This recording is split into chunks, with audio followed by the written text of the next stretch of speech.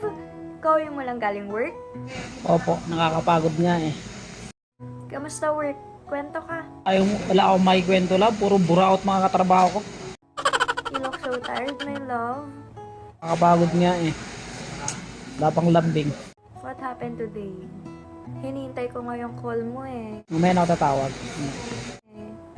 Nako love, kaka-overwork mo niyan, baka magkasakit ka. Love, may sakit ka man o wala, I will take care of you, okay? Kaya ko naman sarili ko eh. Maraming salamat. Pag-aalala. Kumain ka na ba?